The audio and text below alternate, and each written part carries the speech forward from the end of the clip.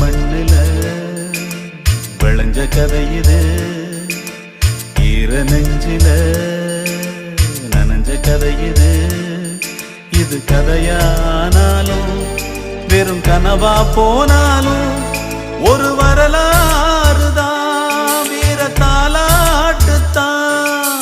கதை போல தோடும் இது கதையும் இல்ல, இத கலங்காம கேட்கும் ஒரு இதயம்